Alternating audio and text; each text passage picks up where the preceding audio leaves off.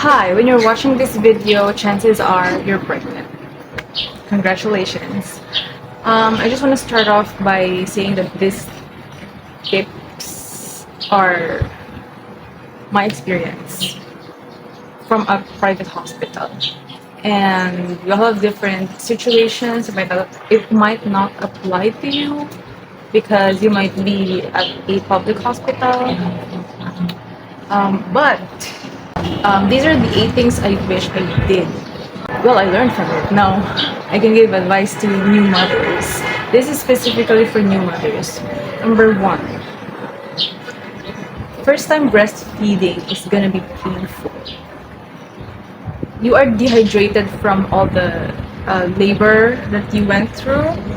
My labor went on for 8 hours.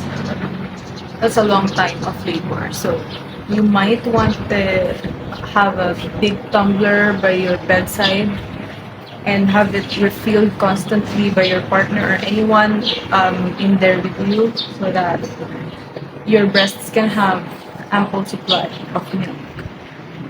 And then you have to massage your breasts. I know there's a whole resources about breastfeeding because it's a whole other topic and it's a lot. So I'm just gonna go by that really fast in this video.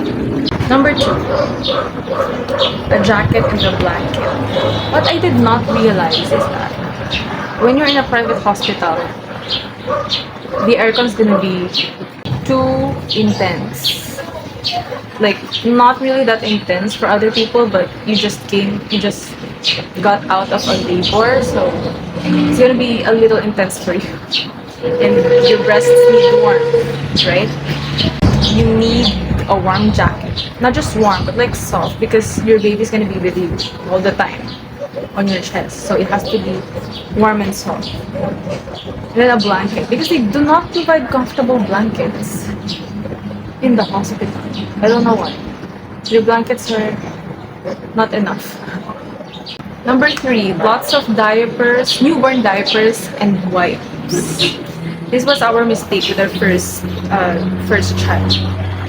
We did not think that we were gonna need a lot of newborn diapers, but we soon realized that a newborn baby poops and pees a lot.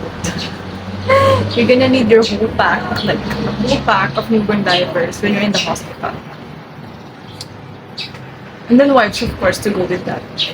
Number four, you won't be able to move, like at all, for the first 3 days, especially when you're cesarean.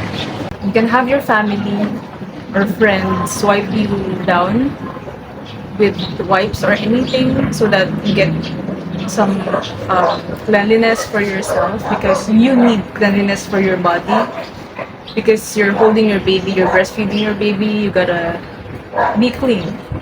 And that's something that I did not really think about on my first born. Yeah, you went through a pretty long period of labor and you got sweat all over you and it's frozen in place, right? While you're in bed, so you have to wipe it down. You can't do it yourself, so have someone else do it. Number five, night lamp, so that as early as in the hospital you can train your baby to sleeping routine. This is not advised by some people. I don't know why, but for me, it's better for me that you sleep train your baby as early as in the hospital, because it will not be them that will be staying up at night with your baby while she's crying, but she or he or is crying. It will be you, right? So you have to do things the way you're comfortable with. And I wanted to train a baby as early as in the hospital to sleep, and a lampshade or a night lamp is good for that. Number six, a clock. Well, you won't always have a clock in every room or every place that you go to, so I suggest having a wristwatch, a soft one. But if you don't have a soft wristwatch, just never mind. Just get another watch and wear it in your other wrist where you don't have the baby on always. That's what I realized I would have done before, because When you have a newborn, schedule is very important so that they're used to it at an early age. Feeding schedules, sleeping schedules, you need a watch for that. Like, you woke up and what time is it? Is it time for feeding, for another sleep? Number 7, sterilizer. Breastfeeding mothers don't really need this, but in my experience, I needed a sterilizer because I had to mix feed my firstborn. So we have bottles, feeding bottles, right? And a sterilizer is really helpful so that you just put in your bottles in there, you just sleep, take care of the baby while the bottles are finished sterilizing. Or you can just do the old way, you can just boil it in a pot. That's what my mom does.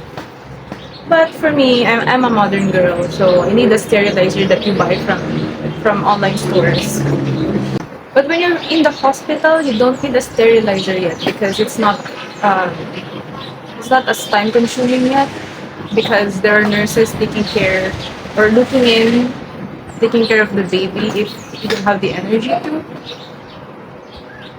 And you have your family with you while you're on the bed. So the sterilizer comes in when you go home.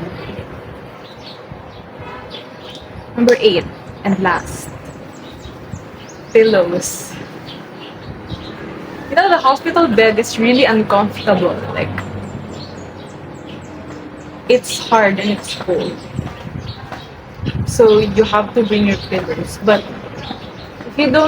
if you cannot bring pillows, like for example, you don't have a car, just don't bring a pillow. Just just live with it. Because you're just gonna be there for 3 days, right? You don't need your whole entire house to be in the hospital with you. But for me, if I can do it all over again, I would bring pillows. Because you need to burp your baby and you need to be comfortable as much as you could. And then also when you're at home, you're, you're gonna burp your baby. When you're at home, you're gonna burp your baby so many times, then you can count until he or she is at 4 months, where she can already burp by himself most of the time. So when you're asleep, or try not to sleep when birthing a baby, but sometimes I fall asleep when birthing a baby because we're just too exhausted and we need sleep so you can function, right? Just have 3 layers of pillows and then have the baby on your chest and you're good. Yeah, you're good. Okay, I'm just gonna put all the my list in the description box so you can just read it, not listen to my voice. Okay, I think that's it. But if you do have other tips that people don't talk about much, just put them in the comments. I'll put more if I remember in the comments. And thank you for watching this video.